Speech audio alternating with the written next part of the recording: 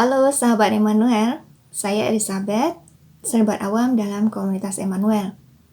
Kali ini saya ingin mengajak kita semua untuk mengenal lebih lanjut mengenai Minggu Palma.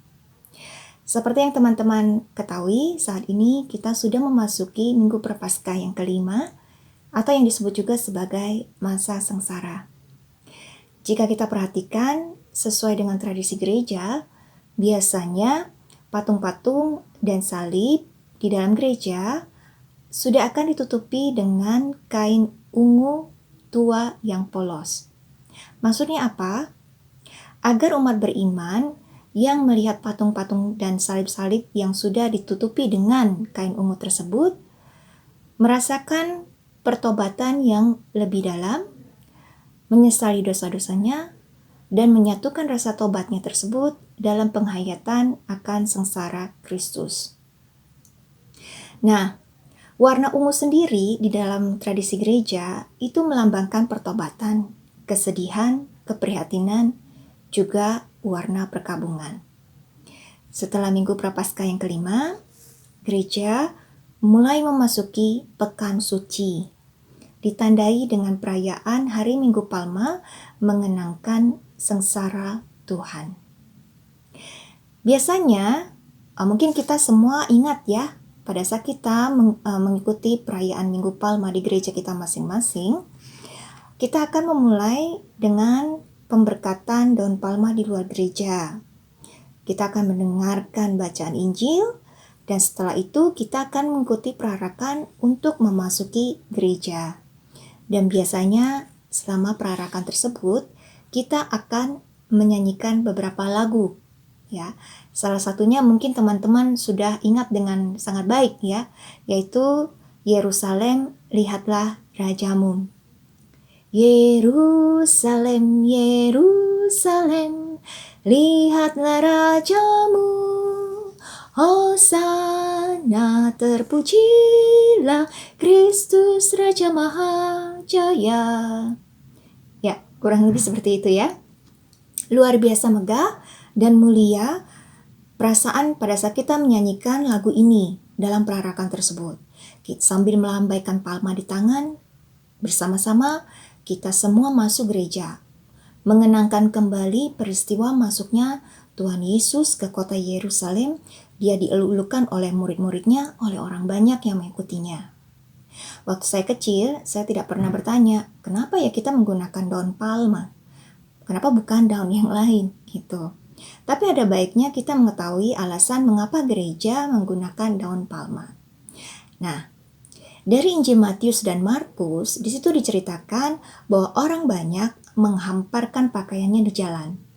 Tetapi Matius dan Markus tidak menceritakan bahwa orang banyak itu memegang daun palma. Yang menarik adalah ranting-ranting pohon disebarkan di jalan, bukan dipegang dan dilambaikan. Di Injil Lukas diceritakan Yesus mengendarai keledai dan mereka, orang banyak tersebut, menghamparkan pakaiannya di jalan.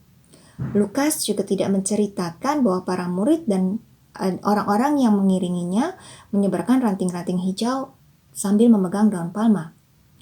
Nah, satu-satunya Injil yang menyebut pemakaian daun palma adalah Injil Yohanes, yaitu dari bab 12.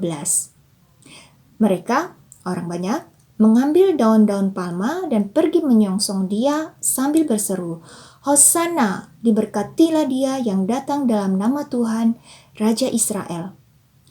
Yohanes tidak menceritakan bahwa orang banyak itu menyebarkan ranting pohon atau menghamparkan pakaiannya di jalan. Jadi, nama Hari Minggu Palma dan tradisi upacara pemberkatan serta perarakan dengan daun palma sebenarnya didasarkan cerita dari Injil Yohanes.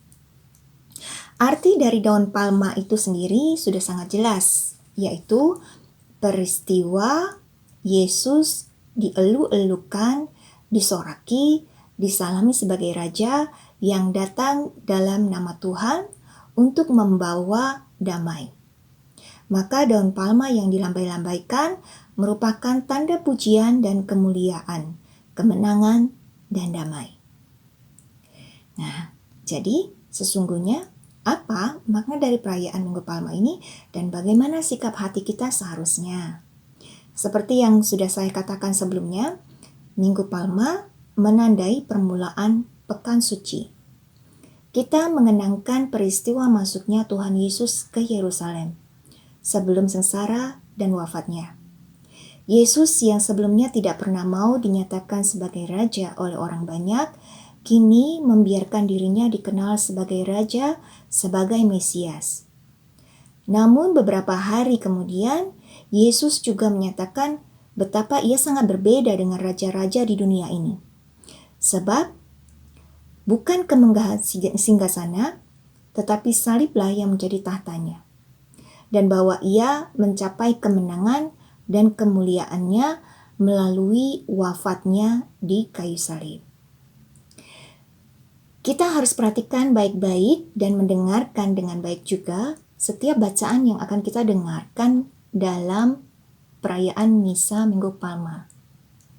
Akan ada beberapa bacaan yang akan kita dengarkan. Yang pertama tentunya pada saat kita mendengarkan Injil waktu pemberkatan daun palma. Tahun ini kita akan menggunakan tahun C, tahun kedua. Dan Injil yang akan kita dengarkan adalah dari Lukas. Nah, kita akan mendengarkan Injil Lukas dari bab 19 yang menceritakan kedatangan Tuhan Yesus ke Yerusalem, di mana ia dianggap sebagai raja dengan mengendarai keledai sambil dieluk-elukan. Ya, ini adalah untuk penggenapan nubuat para nabi dalam diri Tuhan Yesus Kristus. Nubuat Nabi Zakaria tepatnya. Kemudian dari kitab Yesaya kita akan mendengarkan tentang kelemah lembutan seorang hamba Tuhan. Ya, ia tidak memberontak ketika difitnah, dinodai, diludahi, dihukum bersama kaum pemberontak. Ya. Dari Mazmur kita juga akan mendengarkan tentang nubuat tentang sengsara dan wafat Tuhan kita Yesus Kristus, yaitu bahwa ia akan diolok-olok, tangan dan kakinya ditusuk, pakaiannya akan dibagi-bagi, jubahnya diundi. Dan sekali lagi semua itu tergenapi dalam diri Yesus yang disalibkan. Dan kisahnya secara lengkap akan kita dengarkan melalui bacaan Injil, melalui alunan Pasio. Beberapa gereja akan membacakannya, tetapi juga masih ada beberapa gereja yang akan menyanyikan Pasio. Ya. Nah, perjalanan mendengarkan Pasio ini akan membawa kita untuk percaya sungguh bahwa Yesus Kristus sungguh adalah penggenapan dari semua nubuat nabi-nabi sebelumnya. Ya. Nah, ini sungguh ada hubungan yang sangat erat antara bacaan yang satu dengan yang lainnya. Maka sungguh saya anjurkan untuk mendengarkan dan membaca bacaan-bacaan tersebut sebelum Misa Minggu Palma. Nah, sekarang bagaimana kita bisa masuk lebih lanjut dalam memaknai Minggu Palma tersebut? Apa maknanya buat kita sendiri sebagai umat Kristiani? Ya. Di awal Pekan Suci ini kita diingatkan betapa tidak terbatasnya kasih Tuhan Yesus untuk kita semua. Dia rela menyerahkan hidupnya agar dapat menjadi kurban tebusan bagi dosa-dosa kita, bagi dosa-dosa seluruh dunia. Ya. Walaupun mungkin kita udah sering mendengarkan teks kitab suci ini, ada baiknya kita mendengarkan dan merenungkannya. Kristus Yesus yang walaupun dalam rupa Allah, tidak menganggap kesetaraan dengan Allah itu sebagai milik yang harus dipertahankan, melainkan telah mengosongkan dirinya sendiri dan mengambil rupa seorang hamba dan menjadi sama dengan manusia. Dari Filipi 2. Ya.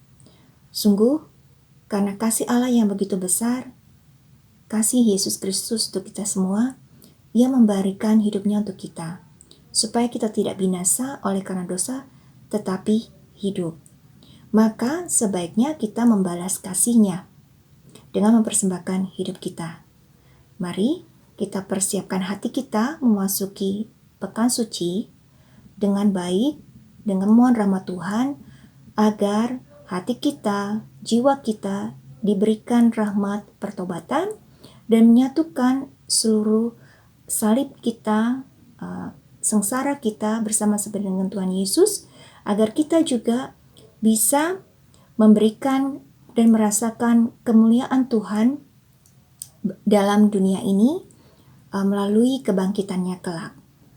Dan kita akan memperoleh pengharapan kembali akan kebangkitan, kejayaan, dan kemuliaan Tuhan kita Yesus Kristus. Terima kasih. Semoga Tuhan memberkati kita semua.